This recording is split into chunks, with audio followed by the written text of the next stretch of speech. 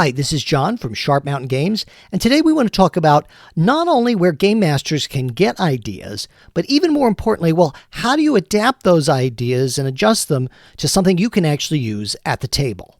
And we'll do all that right after the intro.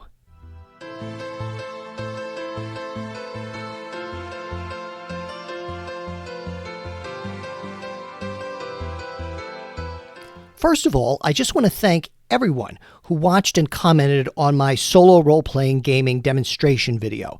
I really didn't know how that one was going to do, I'll be honest. I wasn't sure if people would be very interested in that, and I was kind of expecting, not too much. But it seemed like a lot of people liked it. I got a few nice comments. So, I also was a little nervous because I was kind of putting myself out there, showing the actual process of how I run through a solo game. So just thanks so much if you watched it. If you didn't and you'd still like to see it, I'll put a link in the description below. But let's get on to what we want to talk about today. So if you game master regularly, you need ideas, and you need a lot of them, especially if you want to run things other than just published adventures. And nothing wrong with published adventures, but you still need ideas for your own stuff. And even when you have an idea, you really need to be able to turn it into something what we could say is actionable, something you can actually use with your players at the game table that gives them choices. So today we're going to see the nuts and bolts of how to both get and use ideas. So let's start off with a little general information. Pretty much every Game Master section says something like, get inspiration from movies, TV shows, books, and comic books, and makes those kind of suggestions. However, I think what messed me up for a long time was that I didn't understand that I really should not be looking for plots, that's railroading. Because I'd say, I watched this episode of Star Trek, but how am I going to bring that to the table? Because it seems like the characters had to do certain things and had to act, in a certain order or a certain way to solve the puzzle or to bring the story to a resolution. And I realized at some point that I was looking for the wrong things. That what I shouldn't have been looking for was the overall plot of an adventure. Rather, I should only be looking for elements. I should be looking for locations. Like if you've read the Ringworld novels, that would make a great location for a sci-fi game. I've been thinking of the observatory in Rebel Without a Cause. I thought that was kind of cool, and maybe that's something could be easily used in a role-playing game, and you'll see that one later. And so, of course, any other unique locations that you come across, steal them. People. You should look for elements like plant people, for example, is one that we're going to talk about today. Maybe you see something and say, boy, that kind of character would make a really good potential villain for me. Now, again, you're not looking specifically for what was their plot, specifically for that episode of Star Trek or whatever TV show you're watching or whatever movie. And also really important are situations like, there's a sudden illness in a village or on a planet or something like that, or there's an unstable stars, or there's an imposter in this story. Those are all elements that you can just steal and repurpose.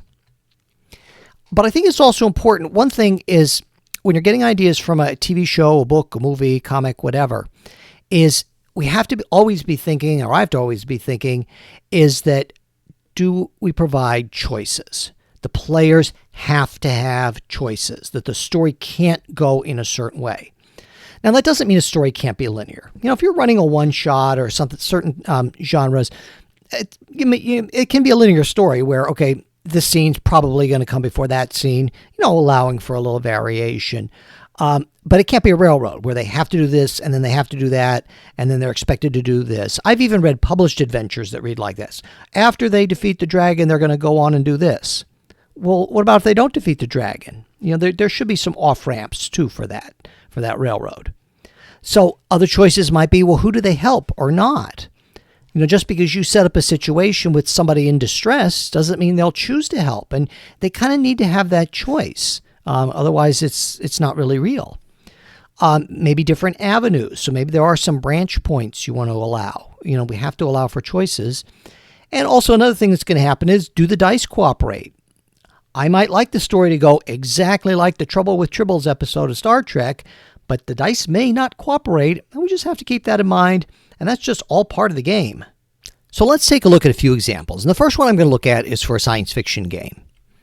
And where did I get my inspiration? From an old Gold Key Star Trek comic book.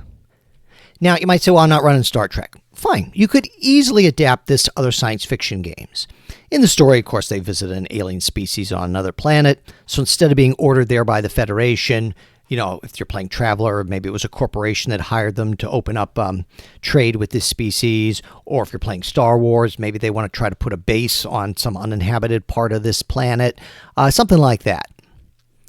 So what I did was I only pulled out elements. And some of the elements I found here were they were like plant people or sentient plant creatures. And they were attacked tumbleweeds, which I thought that's just great. That's really interesting to fight. You can even see the tumbleweed down there in the lower right-hand corner.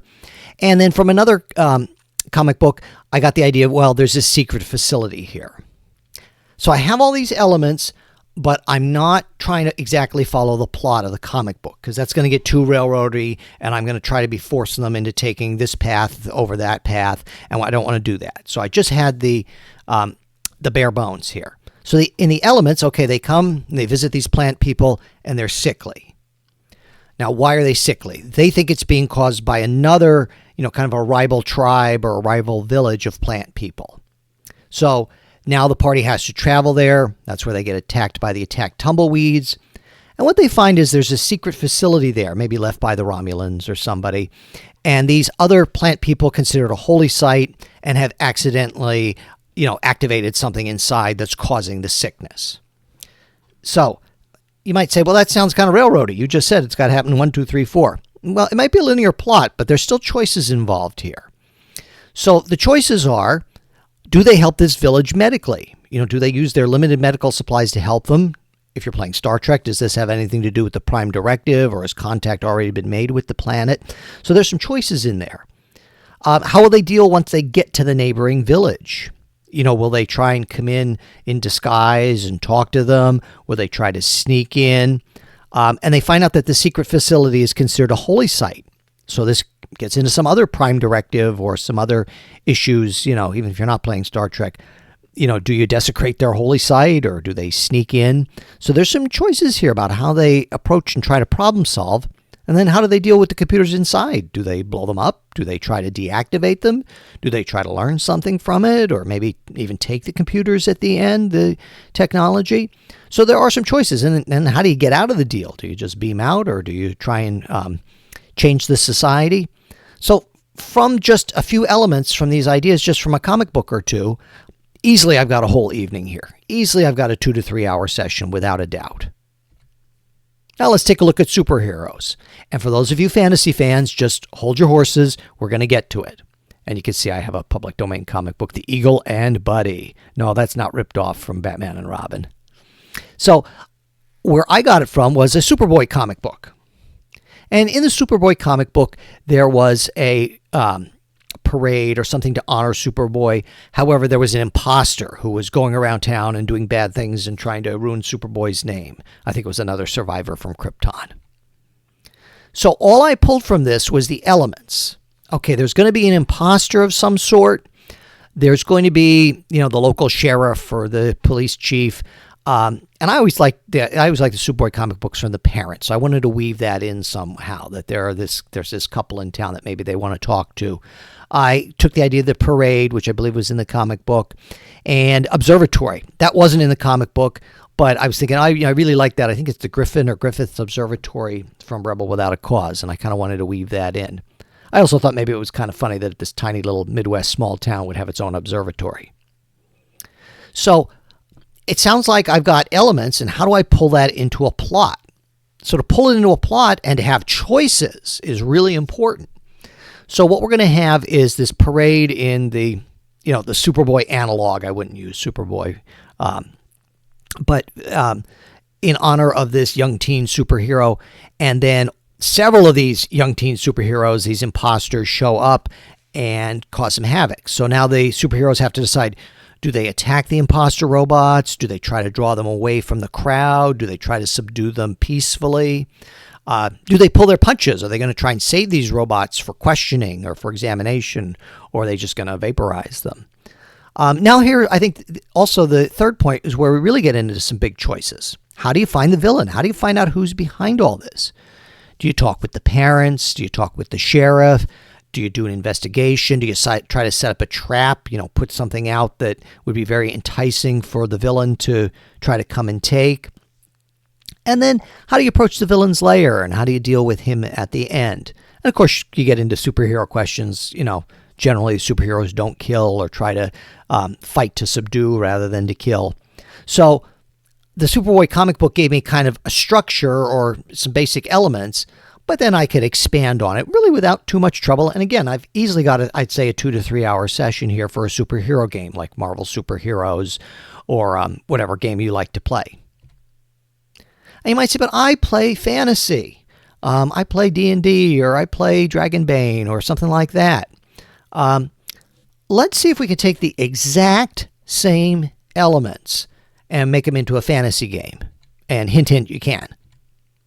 So the elements we're going to have is from that Star Trek comic book, we're going to have plant people. You say, well, I don't have plant people. Yeah, there's lots of remote locations. You could easily have plant people or treants or ents, depending on what you're playing. The attack tumbleweeds, whoop, just port them over. Just make them, use owlbear stats or something, or you'll be fine. Just bring them right into your game, just exactly as they are. And secret facility, nope, it's a magical dungeon. That's all. It's not left over by the Romulans. It's just some old wizard or sorcerer left it behind. And you could use almost any dungeon map you could find in 5 minutes on the net. So here's our choices. Because again, if we don't have choices for the player and I don't have choices for the player, well, then, I'm the railroad engineer. So do they help the village with their healing spells? Clerics only have so many healing spells per day. Are they going to want to burn them? How will they deal if there's that neighboring village? That's a little tricky too. In a fantasy setting, they might decide, well, we're going to come in and say we're gods or we're great magicians. They could use their authority or use a magic spell to try and, intimidate the neighboring village. Maybe the secret facility is considered a holy site. How are they going to talk their way in? Or are they going to have to sneak in so they don't have to do this? And how will they deal with the magical device inside? Maybe it's a crystal ball gone awry. Will they use a dispel magic? Or will the fighter try to destroy it? Or will the thief just try to steal it when nobody's looking? Who knows? So we took the exact same structure from a science fiction story and just changed a few of basically the set dressing, and you got it. You got something you could use. I might even use this. It'll work. Now let's also look, well, what about that Superboy story? How's that going to work? We could still use the elements. Maybe there's imposter doing bad deeds in the shape of the local knight or the local hero, maybe the defender of this particular village. The sheriff and the parents, you could have a medieval sheriff and certainly some farmers or some tradesmen who are actually the parents of this knight. The parade, if you want to have a parade setting where there's an attack or something, it's a local holiday or a religious holiday. Sure, there's going to be parades for that. And instead of an observatory, it was a philosopher's tower or a sorcerer's tower. Could use the exact same idea. Or you could even use the same map. So choices. How do they attract the imposter? It might be a little different in a fantasy setting. Maybe they put out a rumor that the king's gold is being brought through town. Do they pull their punches? Because often in a fantasy setting, people don't. They fight to the death. But here you might want to fight to subdue if you want to get some information out of this doppelganger. Who's he really working for? Maybe, there's another evil wizard in the observatory. How do you find out about this tower? Or do you find out if there's anything going on at the tower? Do you talk with the locals? Again, that might be the parents. Do you ask around at a tavern? Do you try to bribe some of the local town guards who maybe are hunters who, go out in the area? And then how do you approach the villain's lair? You want to be careful of magical traps and things like that.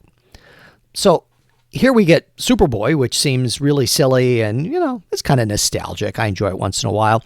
But we could take these same elements and easily just, again, change the set dressing, and we've got a fantasy adventure here. Easily good for a single night of gameplay, at least maybe 2 nights. Now, one of my favorite authors, Ray Bradbury, said that ideas are everywhere, that they just fall like apples from a tree. So you know what? Go pick some up, and I bet you'll be surprised at your own creativity. Now, if you can, please like and subscribe. That'd be great. And let me know in the comments if there's things that I missed or ways that you use different elements that you get in other media from comics or from movies or TV shows, and how you use those to kickstart your session planning. So thank you for watching. I'm just so grateful to all of you who spend a little bit of time with me here on YouTube, and we'll see you next time. So here at Sharp Mountain Games, we have a few adventures in print, such as The Star Mermaid, The Dwarven Pickup Truck, and The Sky Tree, and you can check those out at Amazon, Lulu, and drivethrurpg. Also over on drivethrurpg, we have a number of other adventures and character classes, and even some stock art. On Roll20, we have some map packs and character cards, so you can check those out if you're interested. And as always, please like and subscribe, and we hope to see you again real soon.